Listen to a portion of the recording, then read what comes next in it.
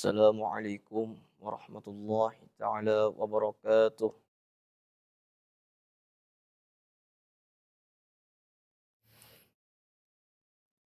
A'udzu billahi minasy syaithanir rajim.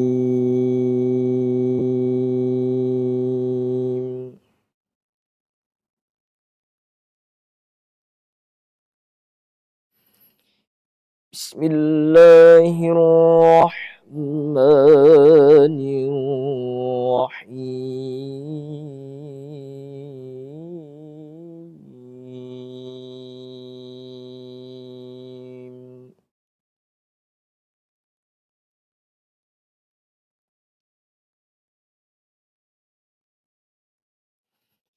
ويسألونك عن المحيض.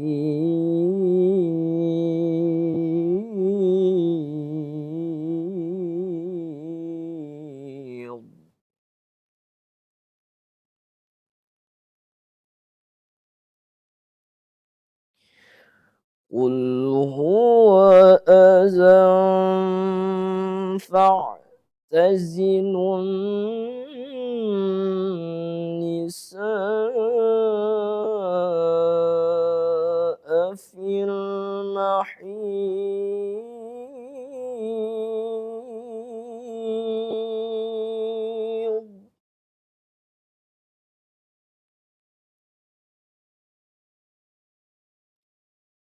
المحيض ولا تقربوهن حتى يطهرن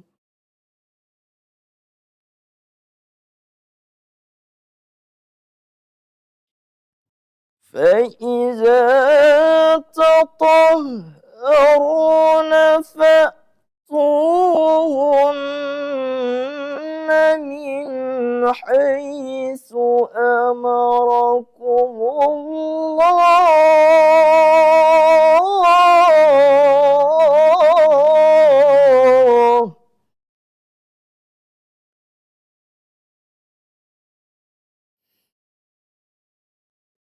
إن الله يحب التوابين ويحب المتطهرين.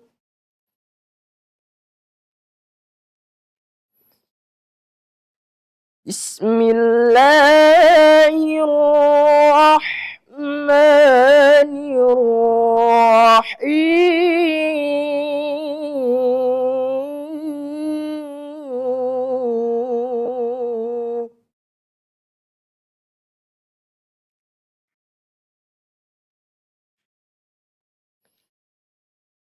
يا أيها الذين آمنوا توبوا إلى الله توبة نصوحا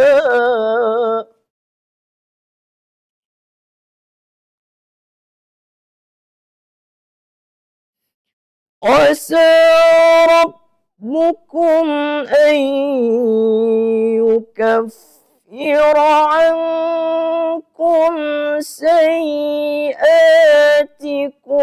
ويدخلكم جنات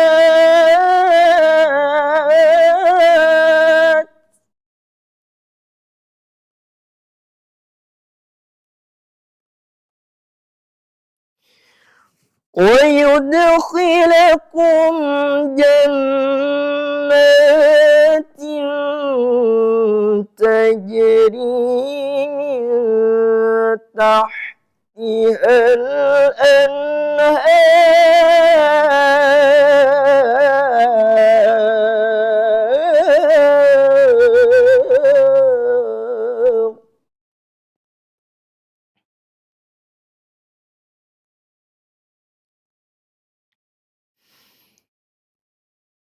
من تحتها الأنهار يوم لا يخزي الله النبي والذين آمنوا معه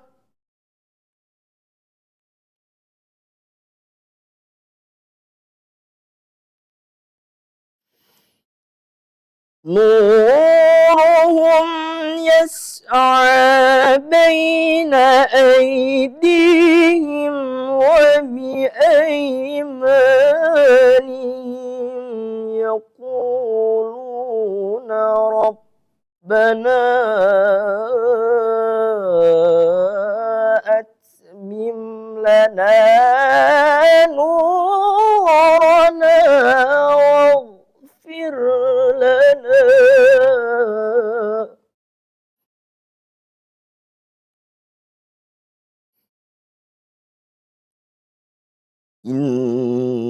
إنك على كل شيء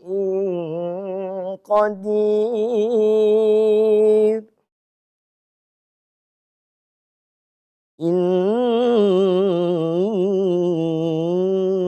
إنك على كل شيء قدير.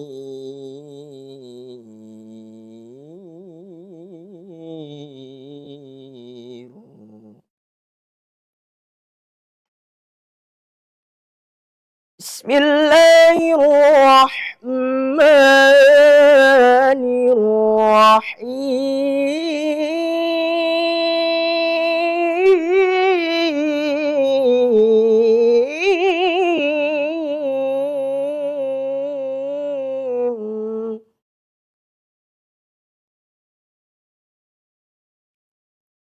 قد أفلح المؤمنون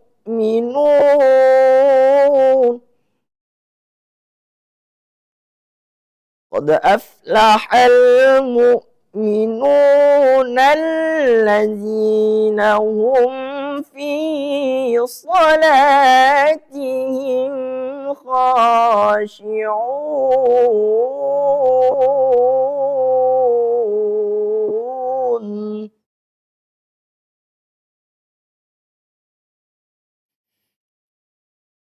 قد أفلح المؤمنون الذين هم في صلاتهم خاشعون والذين هم عن اللغو معرضون.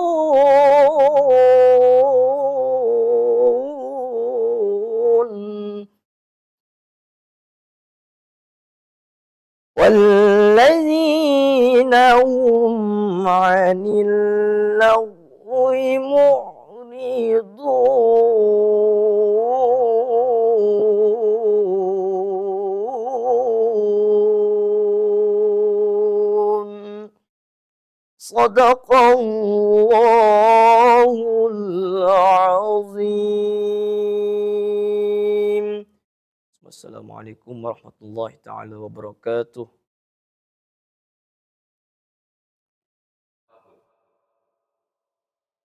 Aku berlindung kepada Allah dari godaan syaitan yang terkutuk. Dengan menyebut nama Allah yang Maha Pengasih lagi Maha Penyayang.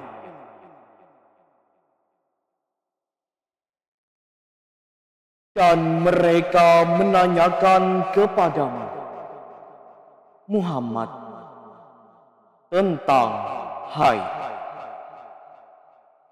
Katakanlah, itu adalah sesuatu yang kotor. Karena itu, jauhilah istri pada waktu haid.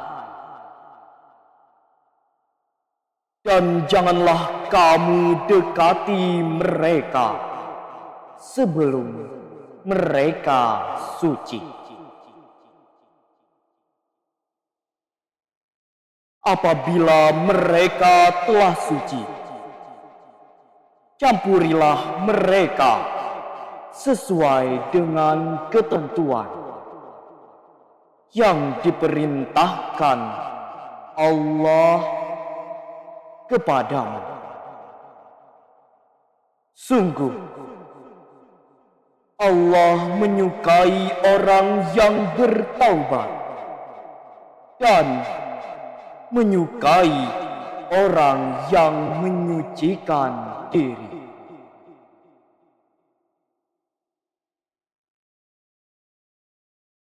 Wahai orang-orang yang beriman,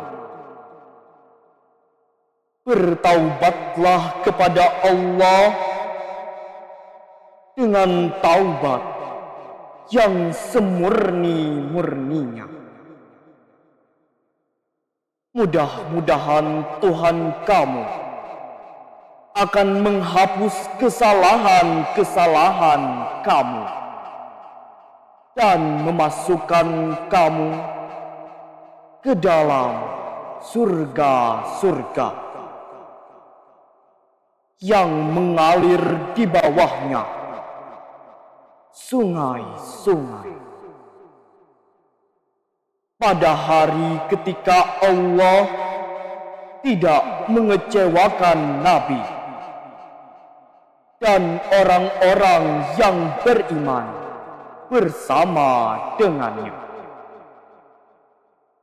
sedang cahaya mereka memancar di hadapan dan di sebelah kanan mereka, sambil mereka berkata, "Ya Tuhan kami, sempurnakanlah untuk kami cahaya kami, dan ampunilah kami. Sungguh, Engkau Maha Kuasa atas segala sesuatu."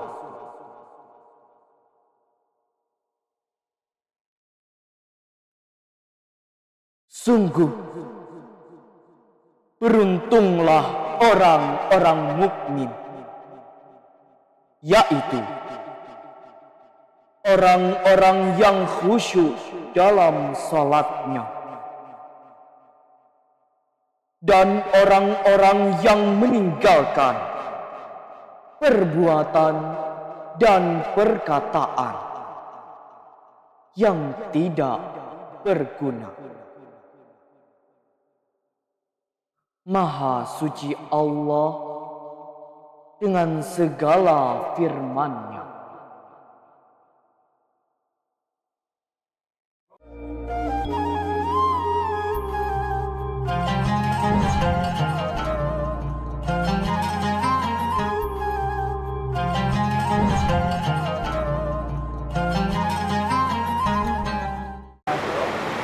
Assalamualaikum warahmatullahi wabarakatuh. Alhamdulillahirrabbilalamin. Pemirsa HSS TV, segala puji bagi Allah kita panjatkan, karena berkat rahmatnya jualah kita bisa berjumpa lagi di acara Gema Ramadan, menggali hikmah, menebar berkah di bulan suci.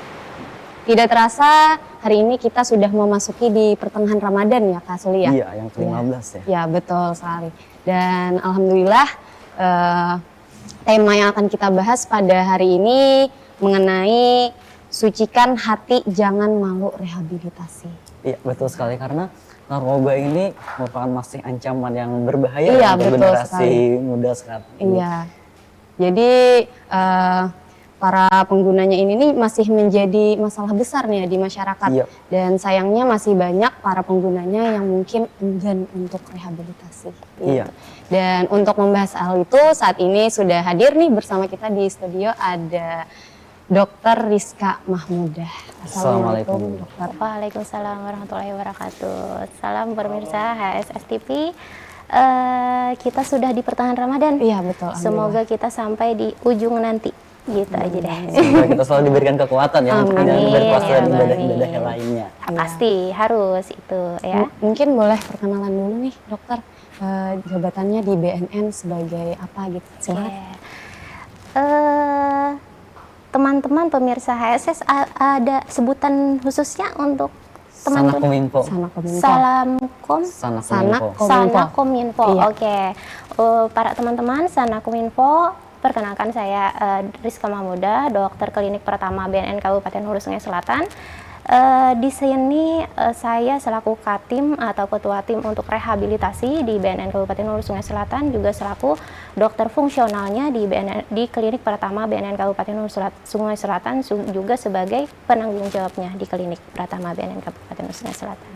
Oke, jadi artinya sebagai intinya itu penanggung jawab ya klinik Pratama tadi. Oke, untuk strukturalnya sebagai Katim dan juga penanggung jawab, dan untuk fungsionalnya sebagai dokter fungsional. Iya, berarti pastinya sudah expert lah ya soal Iya. rehabilitasi ini. Tentunya memahami lah Iya, tentang pastinya rehabilitasi ini. betul. Jadi pas benar nih mendatangkan beliau di Iya, sini. betul Oke. sekali. Mungkin untuk membukanya pembahasan kita pada hari ini mungkin bisa dijelaskan terlebih dahulu apa sih itu rehabilitasi. Oke. Sebenarnya di sini saya masih baru juga, teman-teman Sanak ya. Di sini masih baru juga. Jadi masih untuk pengalaman mungkin ada yang lebih daripada saya sendiri. Kemudian untuk rehabilitasi. Nah, khususnya di sini terkait dengan rehabilitasi narkoba. Jadi perlu digarisbawahi yang namanya rehabilitasi ini adalah proses pemulihan. Sekali lagi proses pemulihan, bukan proses penyembuhan. Proses pemulihan dari apa? Dari mereka yang pecandu narkoba, harapannya bisa kembali aktif, berfungsi sosial, kemudian sehat, punya tujuan hidup lagi. Gitu. Karena untuk narkoba ini sebenarnya semuanya bermasalah ya. Maksudnya ketika sudah jadi pecandu, permasalahannya itu akan kompleks.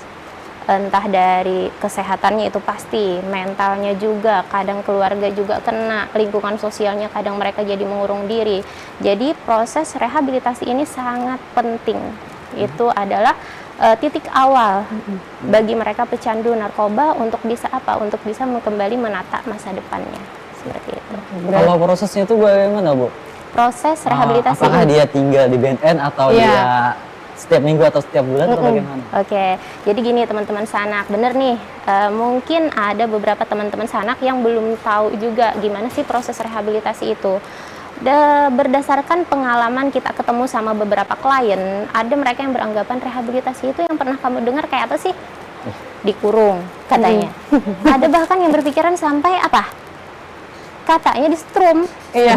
Nah gitu, bahaya ini kalau ada pemikiran Iya. seperti itu ya. Jadi yang namanya proses rehabilitasi sebenarnya ada dua ya.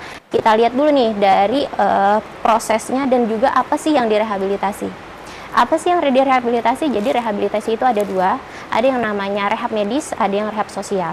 Nah ini nanti kalau memang diperlukan ada permasalahan medisnya yang perlu kita bantu dengan terapi medis, kita bantu. Itu yang namanya dengan rehabilitasi medis. Tapi ada juga yang namanya rehabilitasi sosial. Mungkin teman-teman Sanak di sini kalau misalkan ya ada orang terdekatnya, teman, tetangga atau bahkan keluarga, ada yang pernah dia tahu ketergantungan narkotika gitu, dia orangnya jadi menyendiri, hilang teman. Nah itu kita perlu adanya rehabilitasi sosial. Ya, itu yang pertama. Yang kedua dari di mana proses rehabnya dilakukan dan lamanya. Nah, ini juga ada dua, ada yang namanya rehabilitasi rawat jalan dan juga rehabilitasi rawat inap. Terus yang di klinik Pratama BNN Kabupaten Hulu Sungai Selatan, kebetulan ini kami hanya bisa melayani untuk rehabilitasi rawat jalan saja. Nah, kalau misalkan untuk rawat inapnya bagaimana? Kalau rawat inapnya di sini ada dua bagian atau dua tempat lah katakan. Ada yang bisa di balai rehabilitasi yang punya BNN itu sendiri. Yang kedua di fasilitas pelayanan kesehatan yang memadai atau bisa melakukan rehabilitasi narkotika. Contohnya yang paling dekat di daerah kita atau di Kalimantan itu adalah di Rumah Sakit Jiwa Sambang Lihum. Itu yang punya pemerintah. Tapi kalau misalkan yang punya BNN sendiri itu ada beberapa tempat. Kalau di Kalimantan Selatan ini kebetulan belum ada. Kalau daerah Kalimantan yang adanya cuma di Tanah Merah Samarinda. Gitu. Kalau misalkan tempat lain ada misalkan di Badoka, ada di Lampung, ada di Riau, ada di Sulawesi Selatan, bahkan ada yang di Bogor, di Lido. Nah, di situ adalah balai besar kita untuk proses rehabilitasi seperti itu. Oke. Berarti untuk di Kandangan sendiri hanya melayani mungkin yang rawat jalan, ya? Betul, untuk yang rawat Iya. jalan. Betul. Jadi begini nih Dok, apakah rehabilitasi itu hanya dikhususkan untuk yang pengguna yang berat saja atau bagaimana gitu? Tuh, tidak teman-teman sanak. Jadi untuk proses rehabilitasi ini tidak untuk yang berat saja. Justru yang pernah coba-coba yang ringan itu yang sangat cocok untuk segera kita rehabilitasi. Kenapa? Karena gangguan fisik dan mentalnya itu belum terlalu berat. Artinya proses pemulihannya pun juga pastinya lebih cepat dan juga outcome-nya akan lebih baik lagi. Nah, kalau misalkan sudah berat, mohon maaf, sudah ada gangguan mental, otomatis prosesnya akan lebih lama, kemudian perlu bantuan dari beberapa pihak lagi. Gitu. Jadi semakin cepat rehab semakin baik ya Bu? Harus, benar itu. Jadi kalau sudah pernah coba-coba, jangan sampai sih sebenarnya ya, udah pernah coba-coba, oke, harus nih, kita harus berhenti nih. Jangan sampai nanti karena komplikasi, katakanlah komplikasi ya, kalau penyakit itu pasti ada. Itu. Tapi kadang orang malu ya untuk rehab ya. Oh, jangan malu. Apa yang dimalukan? Sekali lagi rehabilitasi itu adalah titik awal kita untuk kembali apa? Untuk bisa kembali pulih, bisa kembali menata masa depan kita. Mungkin malu sama masyarakat sekitar, mungkin ya ketahuan memakai narkoba, mungkin gitu Dok. Padahal kan rehabilitasi ini tadi sudah dijelaskan itu untuk membantu ya kembali ke masyarakat lagi. Dan juga mungkin itu ya. privasinya juga dijaga ya, tidak dipublikkan. Oh iya benar, untuk privasi itu pasti selalu dilindungi, dijaga. Sebenarnya tidak hanya di klinik Pratama, di klinik manapun kita nggak bisa sembarangan buka rekam medis pasien gitu ya. Nah apalagi kalau misalkan di klinik Pratama yang ya katakanlah pasiennya ini khusus spesial gitu. Jadi tidak usah malu-malu ya. Iya, karena malu. privasi pastinya dijaga ya Dok Dijaga, ya. Iya. tenang aja gitu. Nah, untuk rehabilitasi ini pastinya mereka ini kan membutuhkan dukungan nih, mungkin support dari lingkungan sekitar, terutama dari keluarga, mungkin teman, kerabat. Nah, bagaimana sih Dok peran keluarga dalam membantu seseorang melakukan rehabilitasi? Oke. Nah, jadi gini, teman-teman sanak, keluarga ini sebenarnya adalah lingkup pertama kita. Dan tidak hanya untuk mereka penyalahguna narkoba, kita yang baru bertumbuh, anak-anak, lingkup pertamanya pun juga keluarga. Jadi dukungan keluarga itu sangat penting. Untuk apa? Memberikan support, melindungi, dalam artian apa? Ketika memang stigma itu pasti ada. Ketika stigma itu udah terbentuk, mental mereka itu akan lebih down lagi. Nah, ini fungsinya keluarga untuk lebih keep, rangkul, gak apa-apa, ayo kita berobat, masih bisa diperbaiki, masih ada kesempatan. Itu sangat penting. Gitu. Berarti sebagai keluarga itu harusnya mendampingi ya, Karena- merangkul, Iya, karena yang paling sering dengan kita adalah keluarga kita sendiri. betul. Kalau Betul. orang lain ya siapa lagi? Iya, Harusnya keluarga. kalau bukan keluarga yang peduli ya Dok ya, siapa Betul. lagi gitu. Jadi sebagai keluarga sebaiknya kita rangkul, kita ajak untuk rehabilitasi ya. Ajak. Apalagi remaja ya. Iya, Remaja betul. sangat membutuhkan keluarga sebagai tempat berlindung mereka. Benar. Ketika dia ada masalah, harusnya ke keluarga lah larinya, Iya. jangan ke narkoba gitu. Iya, betul itu. Tapi kadang ada juga orang yang mereka takut ke rehab Iya. karena takut di penjara. Oh, kata siapa? Tidak ada itu. Jadi teman-teman sanak seperti ini. Selagi mereka penyalahguna, punya inisiatif, punya niat sendiri, punya keinginan sendiri untuk rehabilitasi, itu kita rangkul. Ya, jadi kalau misalkan ada undang-undangnya nih, ada nggak penguatnya, bukti penguatnya Iya. gitu. Jadi ada yang namanya Undang-Undang Nomor 35 Tahun 2009 itu tentang narkotika. Jadi di sana itu dikatakan bahwa mereka yang namanya kita bilangnya volunteer ya, yang sukarela. Nah, kalau misalkan sukarela ingin rehabilitasi itu tidak akan dipidana. Dok, saya takut nanti kalau misalkan saya ini kan pengguna, ya, saya pengguna. Nanti ketika saya datang ke BNN, nanti data saya masuk, nanti salah-salah data saya sampai ke kepolisian, tidak akan. Karena sekali lagi mereka yang voluntary, yang sukarela itu akan dilindungi. selagi memang mau rehabilitasi gitu. Tetapi itu bagaimana dok? Tadi kan yang sukarela ya yang datang Sukarela. mau direhabilitasi, tapi bagaimana tiba-tiba mungkin terciduk memakai narkoba itu bagaimana tuh? Oke, nah kalau misalkan sudah terjiduk, nah ini udah mepet sekali gitu ya. Hari ini niatnya udah mau sukarela gitu ya. Ya udahlah malam ini terakhir deh make, ternyata dia kena zong gitu ya, ketangkep, kegap sama Pak Polisi gitu. Nah kalau misalkan sudah kejadian seperti itu, seperti apa? Ternyata ya negara kita ini memikirkan sampai sejauh itu ya. Jadi mereka yang katakanlah kegap, tapi ketika diusut ya dilakukan penyidikan, mereka memang pure penyalahguna, nggak ada indikasi pengedar, nggak ada masuk jaringan. Nah itu ada restorasi justip entah dari kepolisian dan juga dari kejaksaan, boleh dilakukan yang namanya TAT, itu tim asesmen terpadu. Jadi nanti itu katakanlah si A ini dia terciduk, kemudian dia mengajukan TAT. Nanti di sana akan dirembukan ada yang namanya tim hukum sama tim medis. Nah dari tim hukum dicari nih ada nggak ternyata sindikat atau misalkan masuk jaringan, ternyata tidak ada, pure memang pengguna. Kemudian dari kami tim medis pun juga menyatakan memang dia hanya penyalahguna ringan, sedang ataupun berat. Nah kalau di sana hasilnya nanti biasanya kita rekomendasikan untuk rehabilitasi. Nah untuk rehabilitasinya nanti bagaimana itu tergantung dari ketergantungan dia seperti apa. Oke, berarti pemerintah sendiri sangat-sangat memperhatikan ya. Memperhatikan. Jadi lebih baik itu rehab duluan ya, kemauan diri sendiri daripada nanti terhidup. Benar. Jadi teman-teman sana kalau misalkan rehabilitasi sukarela itu prosesnya sangat gampang ya. Tinggal bawa identitas diri karena kita perlu untuk apa masukkan data gitu ya. Nah, selesai sana ketemu sama dokter, asesmen, udah nanti rencana terapi udah ada gitu. Singkat, dalam 1 hari selesai. Nah, gratis atau gimana? Nah, untuk pembayarannya gratis pasti gitu ya. Tapi kalau misalkan yang sudah tadi ada kasus itu agak riuh lah prosesnya untuk menuju rehabilitasi. Jadi jangan dipersulit gitu ya. Nah, berarti untuk prosedurnya ini bagaimana dok? Yang di kandangan ini prosedur atau langkah pertamanya itu untuk menjalani rehabilitasi itu mungkin bagaimana? Oke, bisa di sini kita ada beberapa media sosial ya, ada mulai dari IG, TikTok, nanti boleh mungkin dilampirkan ya? Boleh. Ya, jadi ada IG, TikTok, Facebooknya juga ada. Teman-teman bisa dari rebahan scroll dulu gimana tata caranya dari sana, yang pertama. Yang kedua, ketika sudah ada nih aksesnya udah tahu, kantor BNN udah tahu di mana, kliniknya udah tahu ada di mana, bisa ke sana, datang bawa identitas diri, KTP atau kartu keluarga. Nanti kita di sana ada yang namanya screening. Screening itu mulai dari penapisan awal, dia menggunakan apa saja, sama pemeriksaan urin. Setelahnya nanti dilanjutkan dengan asesmen yang dilakukan oleh konselor adiksi atau dokternya gitu. Biasanya saya melakukan sendiri gitu. Sudah nanti ketemu baru kita atur waktu, atur bagaimana ini rencana terapinya. Seperti itu. Baik. Caranya sudah ada di sosial media juga ya Bu ya. Lengkap.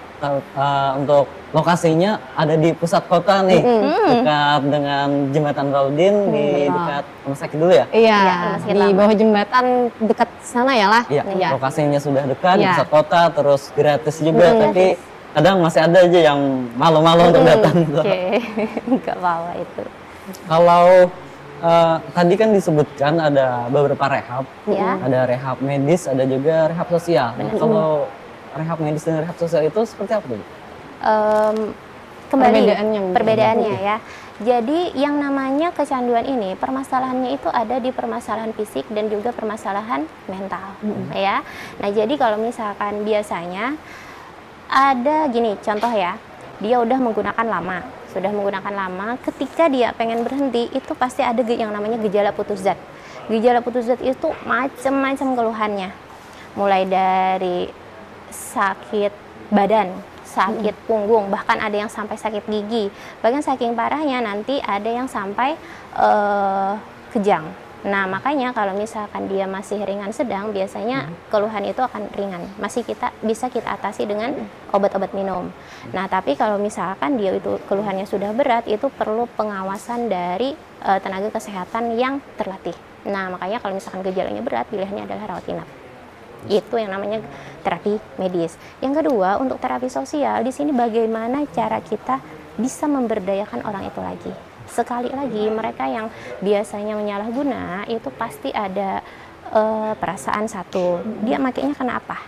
Pertama, nggak pede, gitu ya. Dari sifat dasarnya memang tidak pede. Oh, dengan menggunakan ini dia bisa lebih explore, bicaranya lebih enak, hubungan dengan sesama, dengan orang-orang akan lebih enak.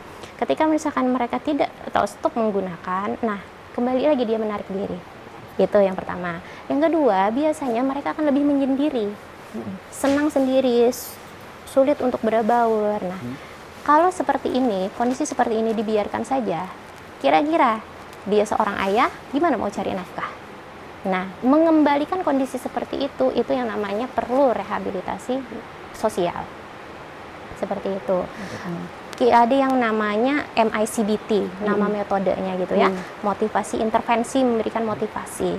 Ada yang namanya memperbaiki behavior, kebiasaan dia. Kebiasaan dia bangun jam 11 siang. Gitu ya, padahal untuk cari nafkah mulai dari jam 7 jam 8 misal di pasar ya. Nah, itu kita harus kembali membiasakan diri dia. Jadi kita setting ulang dari bangun tidur dia ngapain. Ya, kalau misalkan dia guru, dia diajarin lagi untuk ngajar. Seperti itu. Bahkan kalau misalkan kita bisa kerjasama dengan beberapa pihak, beberapa bagian, ada stigma kadang di masyarakat ya. Jadinya kalau pemakai ini sulit dipercaya, suka bohong gitu ya. Kadang orang tak enggan memberikan pekerjaan. Nah, kalau misalkan kita bisa kerjasama dengan pihak terkait ya, contohnya ada bengkel atau apa gitu ya, kenapa tidak? Kita ciptakan lowongan pekerjaan untuk mereka sehingga mereka bisa lebih produktif. Jadi memang didukung proses pulihnya mereka. Ya, itu yang namanya rehabilitasi sosial. Jadi nggak bisa sendiri. Kalau proses itu berapa lama ya? Apakah bertahun-tahun atau bagian atau tergantung atau ketika sembuh sudah gitu atau iya tergantung ketergantungannya ringan, sedang atau berat gitu. Ada yang cukup 1 bulan, ada yang sampai berbulan-bulan, bertahun-tahun ada. Ya, sampai kapan dia masih punya gitu. Kalau misalkan masih ada gejala sisanya, masih ada sering menggunakan gitu ya, bukan tidak mungkin. Tapi bisa nggak dia berhenti? Bisa. Kita bilangnya itu adalah proses abstinen. Abstinen ini sekali lagi pengertian dari rehabilitasi itu sendiri adalah proses pulih, bukan sembuh. Bisa nggak orang itu pulih selamanya? Bisa. Tapi bisa nggak ternyata dia pulihnya cuma 1 tahun, setelah itu dia menggunakan lagi? Namanya relapse. Bisa juga. Berarti abstinennya dia hanya 1 tahun. Dan mempertahankannya ini yang susah kalau dia berdiri sendiri. Gitu. Kalau stigma masyarakat masih seperti yang dulu, nah gitu. Apakah orang yang sudah melakukan rehabilitasi itu apakah masih dipantau gitu dok dari pihak BNNK sendiri? Ya, jadi sebenarnya untuk layanan rehabilitasi sendiri mulai dari administrasinya, kemudian screening, assessment, ada beberapa tahapan yang sekian bulan itu. Biasanya di akhir kami ada yang namanya kegiatan pasca rehabilitasi. Nah, jadi pasca rehabilitasi ini biasanya kita udah 1 bulan nih misalnya, kita mau tahu nih perkembangannya. Kemarin dia belum ada pekerjaan, datang 1 bulan lagi kita pantau gimana kondisinya, kita datangin lingkungannya. Oh, ternyata sekarang dia udah pindah rumah, ternyata pindah rumahnya ke lingkungan yang lebih baik, nggak ada bandar lagi, nggak ada lingkungan yang kumpul-kumpul buat minum-minum lagi di sana, dia udah dapat pekerjaan. Oke, berarti udah ada peningkatan kualitas hidup namanya, gitu ya. Pasca rehabilitasi. Proses rehab kan memang sangat perlu sekali ya Bu, dan lulusan kesehatan lumayan luas nih.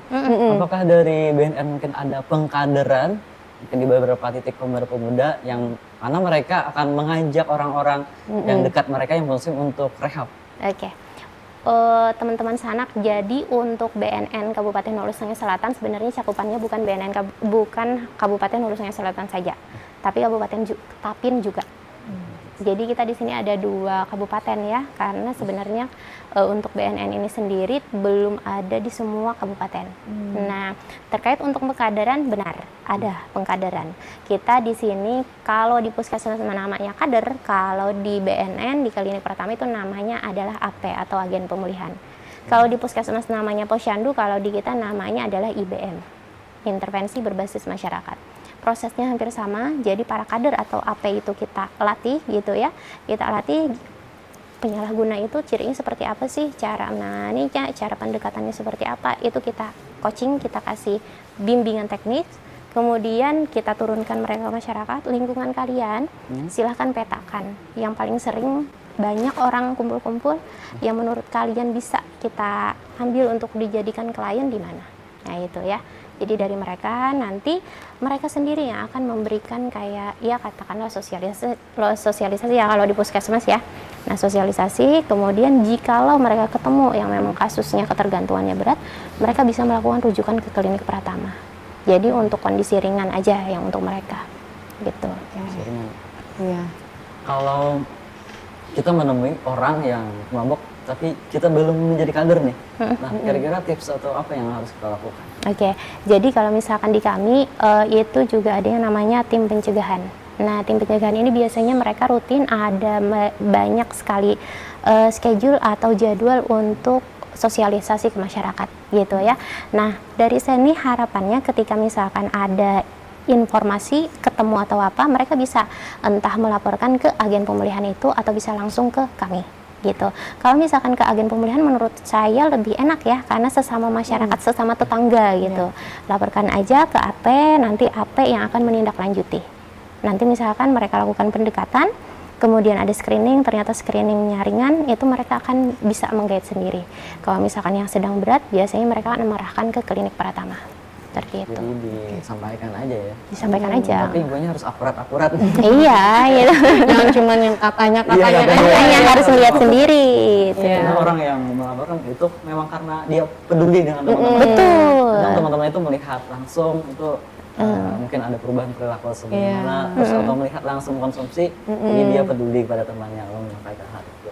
Nah, yang mungkin yang tidak ketahuan di antara dari orang tua ya, orang tua ada melihat obat, terus dia bilang ini obat apa, ini obat sakit kepala katanya. Karena orang tua tidak tahu, mungkin tidak mengerti lah hal itu. Jadi mungkin perlu juga ya untuk orang tua mengenali obat-obat yang dilarang. Gitu. Gimana ya mengenalinya ya?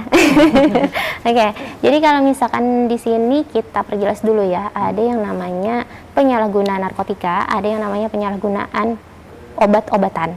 Kalau misalkan narkotika jelas mungkin ya, ada di undang-undang, ada golongan 1, 2, dan 3, ada jenis sabu, ganja gitu ya, Inex atau bahkan sampai ke Carisoprodol, Somadril. Ya paling umum Zenit lah katakan seperti itu. Mungkin itu udah jelas.